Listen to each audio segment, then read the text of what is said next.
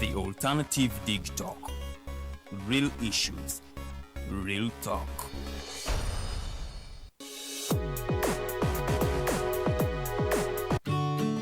Hey Teddy, have you noticed how little attention science and health issues get in the media? Totally, Edgar, yet science information is very important. Yeah, for sure. That's why the Health Journalists Network is here. How can they help? They are a group of journalists dedicated to advancing public understanding of healthcare issues through impactful reporting on health and science. Oh, really? Yes, they meet up every month with scientists and researchers, policymakers, and activists at the science media cafes. They then relay what they discuss to the public. Does that benefit us? Oh yes, very much so.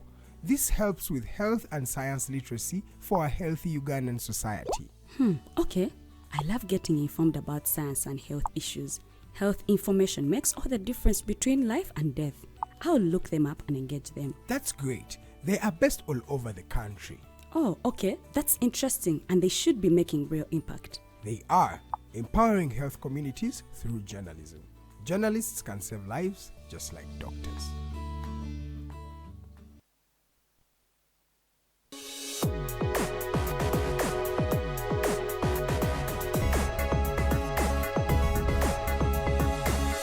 The Alternative Dig Talk.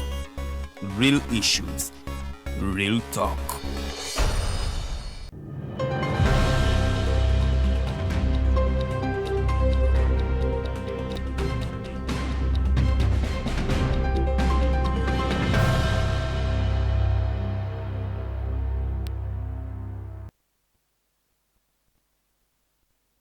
It's another exciting edition of the mighty Global News Update. Thank you so much for being part of us, and we thank you for tuning in to the Alternative Dig Talk TV. It is the 4th day of December 2025, and we are now almost marking the end of 2025. We thank God that you have been part of us and that God has kept all of us alive to witness the goodness out of each passing day. Now, this is the time where I will take you through some of the stories that are hitting headlines here in our country, Uganda, and even sometimes tell you what's happening outside. All you need to do is just one, tapping that subscribe button. You join tens of thousands of people and millions that trust this mighty platform. Africa's leading online platform that is trusted for being non-partisan and giving reliable information that you can always rely on to make an informed decision, information that is not biased. That's why we come in here every morning to spice up your day and give you the updates, to keep you in the world of knowing. We keep you updated with the right information, and we even bring in a special guest to talk about some other issues here and there to make sure we contribute towards the development of our country. And we cannot do that alone without your support and without your initiative. By tapping the subscribe button and sharing this conversation with a friend, you're contributing towards a better Africa, a better Uganda, and a better planet. Now, let me take you through some of the stories here in our country, Uganda. My name is Kenneth Rwemirembe, and I will calm you. Now, we have just learned that over 40 people were found piled up in rooms in the areas of Nabingo, Chengera, Wakiso district. This is a moment where people are looking for jobs here and there, and some organizations or even some people are now looking for ways of exploiting these individuals due to high unemployment rates here in the country. And this has been due to probably lack of jobs. The youth are, most of them are not employed. After graduating, they do not have what to do. Most of them end up going outside Uganda. We have been seeing some stories of these youth being exploited outside Uganda, especially in some Arab countries. Now, some other individuals are now strategizing to make sure they exploit these youth who are looking for the jobs. The police found out that over 40 youth were found piled up in rooms in the areas of Nabingo and Chengera in Wakiso. They had spent close to 6 months there. While speaking to the press, these young individuals said that they had been brought, expecting jobs, that the company that had brought them is known as Dream Visionaries and had promised them jobs. Dream Visionaries it has been founded that they are working under Alliance in Motion Global, and some people have been saying that these companies are exploiting the youth, taking them, promising them jobs, and asking them to pay some money to access jobs, pretending that they are creating their accounts, that the money they pay is to update their systems or put them in the systems. And most of the times these companies tell them that they'll be making millions of money after investing with them. They pay amounts that are almost over 1 million, according to how these young people were responding. They said they were paying a lot of money, over $1 million, that they were promised that that money would be used to update the systems, put the information on the system, and then enable them make money every day without hustling. Now, groups who were there, of course, were also contacting their friends to come in, expecting commissions here and there, but the situation has been worse after actually some of them said that they were afraid they could not return back home when they had actually gotten this money from their relatives and friends. Now, after being scammed, they have nowhere to go. They chose to stay there. In absolute tough moment there. The situation has been very tough inside there, and it is not known on whether this will end, because some organizations and some companies have been actually coming out to exploit these youth. It is not happening for the very first time. At least some of you out there, viewers, may have had these incidents. You yourselves, you may have faced them. But we do urge you that you should not pay for anything like a job. Most of these companies come in to just scam people, and after some time they just disappear and leave the youth stranded. With the little they have, they give it to these people and end up losing all that they do have. Now, away from that, the Electoral Commission of the Republic of Uganda yesterday met with some party representatives, especially the parties that have candidates in this presidential race, to make sure they harmonize where things are not going right. This comes at a moment where the National Unity Platform is saying that the police is insulting them, the police is disrupting their campaign trails and trying to make them give up. Of course, yesterday we were telling you that Honorable Kyagulanyi assured the people that he will not give up regardless of the tough situation that is being put there by the police. In his words, now the Electoral Commission, of course, had come out and said that all the political candidates should not carry out processions during their campaigns. And now Honorable Kyagulanyi Ssentamu said that all the processions that were done legally, and they were not violating any rules. Now, of course, as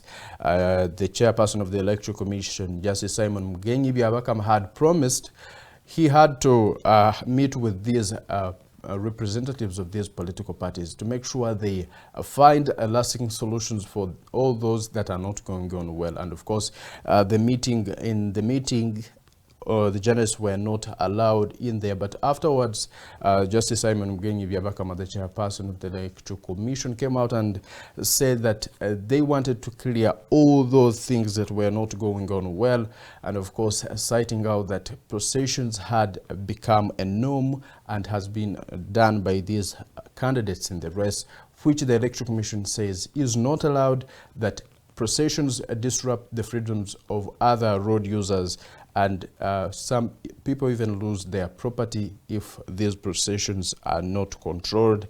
And on the issue of after voting a return back home, which was contradicting with the NUP's protest vote, where they are urging the voters that after voting they should keep a distance but not go away from the polling station. Of course, Justice Simon Mugenyi Byabakama said that given that most of the polling stations in the country are crowded and not big enough to accommodate these large numbers, it could disrupt the elections. It could even end up into chaos, saying that it is better for the people after voting to return back home, because voter protectors, or those who are legally allowed to protect the votes, maybe their agents, will be enough in number that every candidate is given that freedom to bring the people he trusts, or he or she trusts, to protect their votes, to make sure they witness every step that happens while counting and sending in these electoral results to now the Electoral Commission, so that all the people should avoid being there, because it will disrupt the moment. It may lead into chaos, that it is better for these people that after voting they should actually go back home and leave the work to the Electoral Commission and the agents of their candidates, or those that they support will be having their agents there to make sure they do the vote protection for them. Now, that is it, of course. Every individual, while the NUP is speaking, while the Secretary General of the National Unity Platform was speaking, he said that the processions that are being done are not unlawful. They are being conducted in the right way, that the Electoral Commission should just come in to guide on how this can be done. Of course, even the police was there, and they asked them about the NRM processions that have been taking place, on whether these processions were done in the right way. But the police say that the NRM had gotten clearance to carry out these processions, and the police had guided, calling upon all the people in this presidential race and even other elective positions to carry out their campaigns by abiding the laws and making sure the police is informed when they are to carry out these processions. Of course, it still remains a great challenge in the National Unity Platform camp, where these processions have been said to be in at a higher rate. Now, from that, the business community in Kampala that faced the disaster of floods that occurred in Kampala, leaving many businesses and items down, making these business owners incur big losses. Now that we have learned that the list for those that will be compensated by the government has actually been released, and that over 451 people will benefit from this.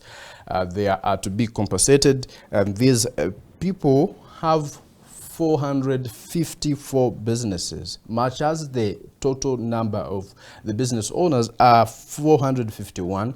It has been discovered that actually some of them have more than one business, now making the total of the businesses 454, and this was confirmed by the Kampala Capital City Authority spokesperson Daniel Nwabine. Of course, the business community, the business people are still crying here and there, saying that they have not seen any efforts. They have been going to the office of the Prime Minister to find out what is being done, whether they are, the office of the Prime Minister and the government is thinking about them, that it's now close to 2 months and they are not seeing the necessary results. That is it over there, but they have been assured that the lists have been submitted, that these people will now be compensated by the government. Now the question is on who is to benefit. Are the people on the list the right ones to benefit? A question that of course would be told by time, and we'll be here to give you more information regarding that issue. Now, away from that, we have also learned that there has been some reshuffles in the court martial, and Brigadier General Richard Tukachungura has been appointed the new head of the General Court Martial, with even other members over there, and this is how the list is. This letter was from the State House, it was dated 25th November 2025, and it is stamped by the Judicial Service Commission and was received on 3rd December. And these are the names here. The head of the General Court Martial is Brigadier General Brigadier General Tukachungura Richard, and members of the General Court Martial we have Colonel Wankadia Simon Tusa, we have Colonel Asha Patra, Colonel Kangwam Patrick, Colonel Mugisha Raphael, Lieutenant Colonel Igambi Mohammed Nasser, and Major Anodi Samuel Moses, Major Rihai Emmanuel, Major Nyombi Abubakar, Major Chimtai Dennis, and the chairpersons and division court marshals we have Lieutenant Colonel Drani Epalu David of the 4th Division, Lieutenant Colonel Molianti Yakub Hassan of 1 Special Forces Group. That is the reshuffle there happening in the court martial. Now, at least that is the information coming in over there. Now, away from that, the International Day of Persons with Disability was celebrated yesterday to remember or to now show inclusivity in this world, and this was done by the United Nations, that all people with disabilities should be acknowledged, and there day was put to 3rd December. Every 3rd December we celebrate and we spend a moment with the people with disabilities. Of course, these celebrations in Uganda here took place in Mubende regions, and the people say that stigma continues to be a strong challenge, that people with disabilities are facing stigma from these communities, and of course government promised to better most of the things, even the services enjoyed by these people, to make sure they also enjoy their rights as any human being. Of course, the information coming in shows that at least the reduction has been observed, especially in those who are born with disabilities. And the NRM government says this has been the achievement where they implemented the vaccination of the young children.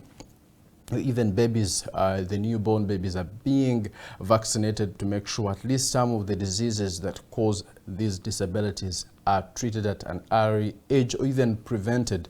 Something they say at least has contributed greatly to make sure that the numbers at least reduce.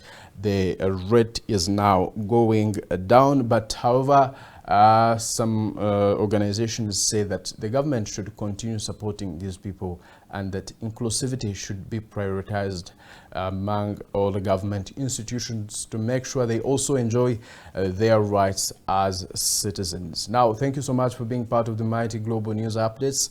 I believe we have now at least seen a new picture of what's happening in our country, Uganda, but we are coming in back with our guest of the day. We are talking about AIDS in the country. We have heard of new innovations, including the lenacapavir, which is a medicine we believe could help even prevent one from acquiring HIV, which could be a better move. We want to know whether this has been effective. We want to see the other measures that are being put in place to make sure Uganda achieves that AIDS-free becomes an AIDS-free nation by 2030. Will that be achieved? What needs to be done? It's a moment to reflect on that and make sure we find lasting solutions for this. And we become part of this to make sure we make our country and the world AIDS-free. We are coming in back shortly. Good morning.